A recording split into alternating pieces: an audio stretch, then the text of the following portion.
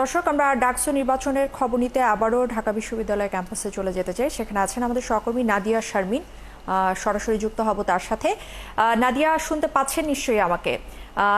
প্রথমেই আপনার কাছে যে ব্যাপারটা জানতে চাই, একসময় আপনিও সাবেক শিক্ষার্থী ছিলেন এই বিশ্ববিদ্যালয়ের, আজকে সাংবাদিক হিসেবে পুরোটা দিন জুড়ে কিন্তু আপনি সংবাদ সংগ্রহ করেছেন।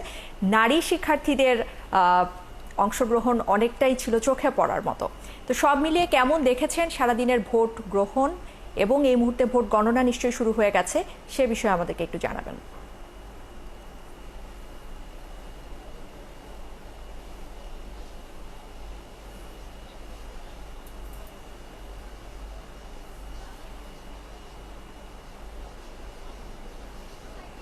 জি, গণনা শুরু হয়ে গেছে। আমরা এই মুহূর্তে আছি ঢাকা বিশ্ববিদ্যালয় ক্লাবের যেই গণনা কক্ষ রয়েছে সেটির সামনে, এবং সাদিক কায়েম এখানে এসেছেন। আমরা এইমাত্র যেটি দেখেছি যে তিনি মূলত এখানকার যে ভোট গ্রহণ প্রক্রিয়া রয়েছে সেগুলো সম্পর্কে দেখতে, এবং এটার যে গণনা শুরু হচ্ছে এই মুহূর্তে সেই গণনার কাজটি সম্পর্কে জানার জন্য এসেছিলেন। তিনি দেখেছেন, পরিদর্শন করে এই মুহূর্তে এখন বের হচ্ছেন এবং তাদের মতন করে তারা বুঝে নেওয়ার চেষ্টা করছেন বিষয়গুলো।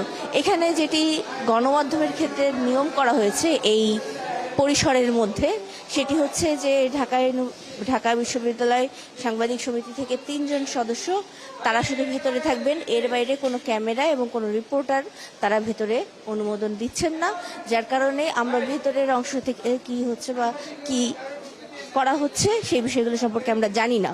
এবং ভেতরের পরিস্থিতি যেটি দেখে এসেছেন, আমরা সাদিকের কাছ থেকে জেনে আসার চেষ্টা করছি একটু।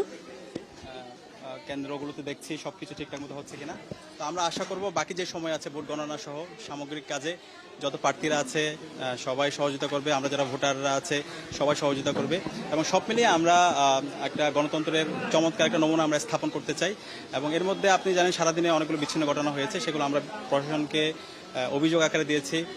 আমাদের এখানে ইউল্যাবের এখানে যে সেন্টার আছে 10:30 পর্যন্ত পোলিং এজেন্ট ঢুকতে পারেনি, এরপরে হচ্ছে কোনো অবজারভার যেতে পারেনি। তো এই 2.5 ঘন্টা কী হচ্ছে সেটা আমরা জানি না। এরপরে হচ্ছে অমর একুশে হলের যে সেন্টার ছিল সেখানে পোলিং অফিসার ছাত্রদল মনোনীত যে প্যানেল ছিল পুরো প্যানেলের তারা এখানে হচ্ছে ভোট দিয়েছে। পরবর্তীতে আমরা মিডিয়া মারফত জানতে পারার পরে বিশ্ববিদ্যালয় প্রশাসনকে জানিয়েছি এবং তার বিরুদ্ধে ব্যবস্থা নিয়েছে। টিএসসিতে একটা ঘটনা হয়েছে, আমরা বলেছি এই ঘটনার সাথে যে জড়িত আছে যে স্টাফ তাকে যেন অবশ্যই অ্যারেস্ট করা হয়, তাকে রিমান্ডে দেওয়া হয় এবং এই ঘটনার নেপথ্যে কারা আছে সেটা বের করা হয়। এবং এর বাইরেও বিভিন্ন জায়গায় বিচ্ছিন্নভাবে স্লোগান দেওয়া হয়েছে। তো আমরা সবাইকে অনুরোধ করবো, এই ডাকসু নির্বাচনে সারা দেশের মানুষ তাকিয়ে আছে। আমরা জুলাইয়ে সবাই সহযোদ্ধা ছিলাম, সবাই একসাথে আন্দোলন করেছি। তো এখন এই ডাকসু নির্বাচনে আজকে আমাদের সবাইকে দায়িত্বশীল আচরণ করতে হবে, সারা দেশের মানুষকে যেন আমরা চমৎকার বার্তা দিতে পারি। আমরা যে বলছি একটা গণতন্ত্রের একটা স্থায়ী রূপের দিকে যেতে চাই, একটা ম্যাচিউর পজিশনে যেতে চাই, তো সেটার জন্য আমাকে সব কাজে আমাদেরকে দায়িত্বশীল আচরণ করতে হবে। সেই জায়গা থেকে আমরা সকাল থেকে দায়িত্বশীল আচরণ করছি। বাকি যে সময় আছে সেই সময়ে আমরা সবাইকে দায়িত্বশীল আচরণ করার জন্য অনুরোধ করছি। এবং একই সাথে প্রশাসনকে আমরা অনুরোধ জানিয়েছি, তাদের বিশেষ করে হচ্ছে এখানে অনেক বহিরাগত ক্যাম্পাসে প্রবেশ করেছিল, বহিরাগতদেরকে বিরুদ্ধে যেন ব্যবস্থা নেওয়া হয় সেটার জন্য আমরা তাদেরকে অনুরোধ করেছি। তো তারা কিছু অ্যাকশন শুরু করেছে, কিন্তু এখনও বহিরাগত ঘুরে বেড়াচ্ছে। এবং সর্বশেষ পর্যন্ত নির্বাচন যেন সুস্থভাবে হয়, যারা বানচাল করার চেষ্টা করছে তাদের বিরুদ্ধে যেন ব্যবস্থা নেওয়া হয়, ইতিমধ্যে যে ঘটনাগুলো যারা করেছে তাদের বিরুদ্ধে ব্যবস্থা নেওয়া হয়, সেই অনুরোধগুলো আমরা জানিয়েছি। আচ্ছা, অনেক ভিপি প্রার্থী অভিযোগ করেছেন যে নির্বাচনে কারচুপি হয়েছে, অনেকে বলা হচ্ছে সাইবারের মাধ্যমে তাদের ফেসবুক অ্যাকাউন্ট ব্লক করে দেওয়া হয়েছে, এবং ইঙ্গিতটা আসলে আপনাদের দিকে একটু যদি এটা এখন স্পেসিফিক আপনাকে বলতে হবে, মানে এইভাবে তো দায় দিয়ে দিলে হবে না। যতগুলো স্পেসিফিক ঘটনা আছে আমরা সবগুলো আমরা বলেছি। আর আমরা টিএসসিতে যে একটা ব্যালট ব্যাপার আমরা এটা আপনাদের মাধ্যমে জানতে পেরেছি, আমাদের নামে ওইখানে তারা ক্রস দিয়েছে। তো যে স্টাফ দিয়েছে আমরা বলছি সিসিটিভি দেন, এবং যে স্টাফে কাজ করেছেন তাকে থানায় দেন, তাকে রিমান্ডে দেন, এবং এই ঘটনার সাথে যে জড়িত আছে এবং তাকে যে নির্দেশ দিয়েছে তাদেরকে বিচারের আওতায় নিয়ে আসেন। আমাদের অবস্থান তো পরিষ্কার। তো এটা তো বিশ্ববিদ্যালয় প্রশাসনের দায়িত্ব, নির্বাচন কমিশনের দায়িত্ব, সেই জায়গা থেকে আমাদের অবস্থান পরিষ্কার করেছি। এবং 21 হলে যে কাজটা হয়েছে, অনেকগুলো ব্যালট তারা ছাত্রদল মনোনীত প্যানেলে যারা এই কাজটা করেছে, যে স্টাফ করেছে, তাকে একই সাথে বিচারের আওতায় নিয়ে আসেন। আমাদের অবস্থান পরিষ্কার।